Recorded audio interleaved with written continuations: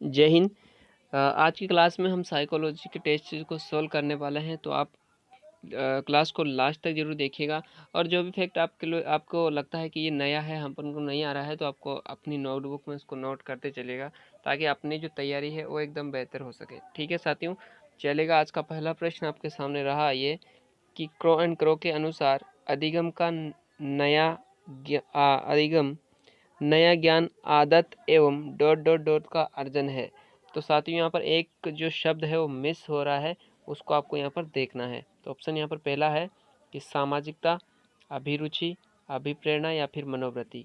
तो साथियों आपको पता होगा कि जो है क्रो एंड क्रोज ने अधिगम की परिभाषा में उन्होंने कहा था कि अधिगम जो है नया ज्ञान आदत एवं अभिवृत्तियों का अर्जन है। यानी कि अभिवृत्ति को ही हम कह सकते हैं मनोवृत्ति। क्या कह सकते हैं साथियों?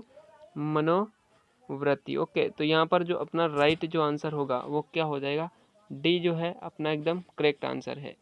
अब नेक्स्ट क्वेश्चन देखिएगा, कौन सा पुनर्बलन श्रेष्ठ माना जाता है? देखिए साथियों, मैं जो क्वेश्चन लेकर आया हूँ वो विभिन्न मनोवैज्ञानिक, विभिन्न विद्वानों के जो फेमस, जैसे धीर सिंह धाबाई है, डॉक्टर वंदना जादव ने, उनका एकदम बेहतरीन जो उनके अनुसार जो इम्पोर्टेंट क्वेश्चन है उन्हीं को ही मैं यहाँ पर लेकर आता हूँ, ताकि अपनी जो एग्ज़ाम है, एग्ज़ाम की जो तैयारी है वो अच्छे से हो सके। क्वेश्चन नंबर दूसरा है कि कौन सा पुनर्बलन श्रेष्ठ माना जाता है? ऑप्शन पहला है आंशिक पुनर्बलन, अग्रिम पुनर्बलन, नकारात्मक पुनर्बलन या फिर सतत पुनर्बलन। तो यहाँ पर देखिएगा, जो श्रेष्ठ पुनर्बलन माना जाता है वो माना जाता है आंशिक पुनर्बलन, यानी कि आपका जो ऑप्शन नंबर पहला है वो राइट हो जाएगा साथियों। अगला क्वेश्चन देखिएगा कि उद्दीपन प्रसूत व्यवहार किसके द्वारा दिया गया है? उद्दीपन प्रसूत, स्किनर, क्लार्क हल, पावलोव या फिर गुथरी। तो उद्दीपन प्रसूत जो व्यवहार दिया गया है वो दिया गया पावलोव के द्वारा। यानी कि आपका जो ऑप्शन नंबर क्वेश्चन नंबर 3 में जो आपका ऑप्शन नंबर जो है वो सी जो है वो राइट हो जाएगा। नेक्स्ट क्वेश्चन देखिएगा कि नैमित्तिक अनुबंधन का सिद्धांत प्रतिपादित किया गया था अल्बर्ट बांडुरा के द्वारा, कुर्ट लेविन, बी.एफ. स्किनर या फिर थॉर्नडाइक। तो यहाँ पर आपका राइट आंसर हो जाएगा बी.एफ. स्किनर, यानी कि ऑप्शन नंबर सी आपका राइट है। नेक्स्ट क्वेश्चन है कि किस मनोवैज्ञानिक का मानना है कि हल का सिद्धांत तो नपे तुले शब्दों का सिद्धांत है? किसने कहा था कि जो हल का जो पुनर्बलन सिद्धांत है वो एकदम नपे तुले शब्दों का सिद्धांत है?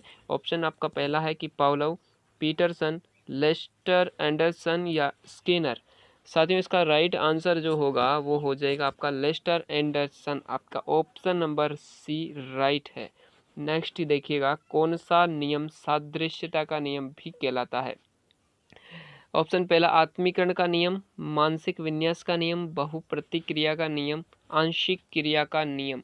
तो साथियों इस क्वेश्चन का जो राइट आंसर है वो है आत्मीकरण का नियम। आपका ऑप्शन नंबर जो पहला है यानी कि ए वो राइट हो जाएगा। नेक्स्ट देखिएगा, चंद्रिका सदैव अपनी क्लास में प्रथम आती है, परंतु इस बार खेलों पर ध्यान होने से पिछड़ गई। यहाँ कौन सा नियम लागू होता है? अब भाई साहब चंद्रिका क्या कर रही है? खेलों पर अपना संपूर्ण ध्यान दे रही है। इसका मतलब ये हुआ कि वो अपनी पढ़ाई पर वैसा ध्यान नहीं दे पा रही जितना देना चाहिए था। अभ्यास उसका कमज़ोर पड़ गया यहाँ पर, इसलिए जो है वो पिछड़ गई है। यहाँ पर जो नियम काम करेगा वो है वह अभ्यास का नियम, क्योंकि उसने यहाँ पर कोई अभ्यास नहीं किया है, इसलिए आपका ऑप्शन नंबर जो बी है वो राइट हो जाएगा। नेक्स्ट देखिएगा, थॉर्नडाइक ने सबसे पहले प्रयास एवं त्रुटि का सिद्धांत दिया था। प्रयास एवं त्रुटि का जो सिद्धांत कब दिया था थॉर्नडाइक ने, ये ऐसा पूछ रहा है। 1898, 1913, 1900 या फिर 1918। क्वेश्चन नंबर 8 का सही आंसर क्या होगा मुझे जल्दी से कमेंट बॉक्स बताइए। इसका राइट जो आंसर है साथियों वो है 1998 में। अब आप कहोगे कि ये तो सिद्धांत 1913 में दिया गया था, तो ऐसा नहीं है। 1913 में तो साथियों इन्होंने क्या किया था, अपना जो प्रयोग किया था वो किस पर किया था? बिल्ली पर अपना प्रयोग किया था। कब? 1913 में। तो आज क्वेश्चन का राइट जो आंसर है वो है ऑप्शन पहला ए वाला ना। अगला क्वेश्चन देखिएगा, अनुकूलित अनुक्रिया के सिद्धांत को कहा जाता है? अनुकूलित अनुक्रिया का सिद्धांत को क्या कहा जाता है? और ये जो सिद्धांत दिया गया है वो किसके द्वारा गया? पावलोव के द्वारा दिया गया है। ओके, ऑप्शन पहला है कि प्राचीन अनुबंधन, तो ये कहा जाता है चिरसम्मत है, चिरसम्मत अनुबंधित सिद्धांत, शास्त्रीय अनुकूलन सिद्धांत, तो ये भी कहा जाता है, ये भी कहा जाता है। उपरोक्त सभी इसका राइट आंसर हो जाएगा। ऑप्शन नंबर डी आपको राइट करना है। नेक्स्ट देखिएगा कि डेविड आसुबेल के अनुसार किस अधिगम में रट कर, रख कर नहीं, यहाँ पर जो है क्या हो जाएगा, यहाँ पर हो जाएगा रट कर। किस डेविड आसुबेल के अनुसार किस अधिगम में रटकर व समझकर सीखा जाता है? रटकर व समझकर, अन्वेषण सीखना, रटकर सीखना, अभिग्रहण सीखना या फिर अर्थपूर्ण सीखना।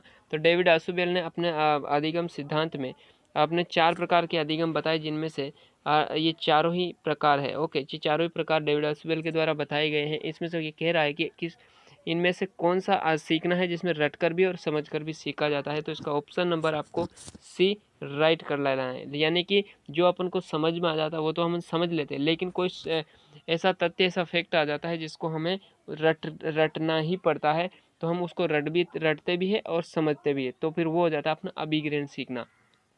ऐसी विषय वस्तु जिसको हम केवल रटकर सीखते हैं तो वो क्या हो जाएगा, रटकर सीखना। ऑप्शन आपका सी यहाँ पर राइट हो जाएगा।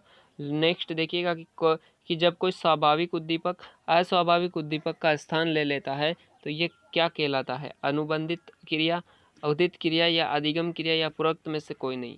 तो ये हो जाएगा साथियों अनुबंधित क्रिया। आपका ऑप्शन नंबर जो ए है वो राइट है।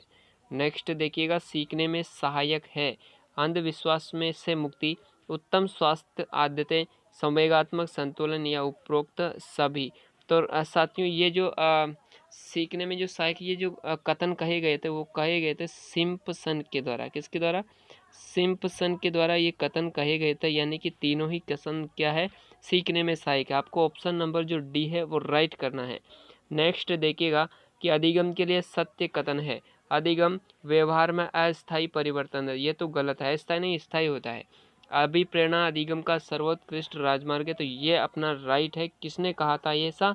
स्किनर सर ने इसको कहा था कि अधिगम जो है, सॉरी अभिप्रेरणा जो है वो अधिगम का सर्वोत्कृष्ट राजमार्ग है। ऑप्शन सी भी देख लेते हैं कि इस निष्क्रियता का परिणाम नहीं होता और अनुभव विकार नहीं है। तो आपका ऑप्शन नंबर जो बी है वो अपना क्या हो जाएगा, यहाँ पर राइट आंसर हो जाएगा। नेक्स्ट देखिएगा, एक बालक अपने अंगों का संचालन करना सीखता है, किस प्रकार का अधिगम है? संज्ञानात्मक अधिगम, क्रियात्मक अधिगम, गत्यात्मक अधिगम या व्यवहारात्मक अधिगम। देखिएगा इसका राइट जो आंसर है वो है गत्यात्मक अधिगम। ऑप्शन नंबर सी आपका राइट है। नेक्स्ट देखिएगा,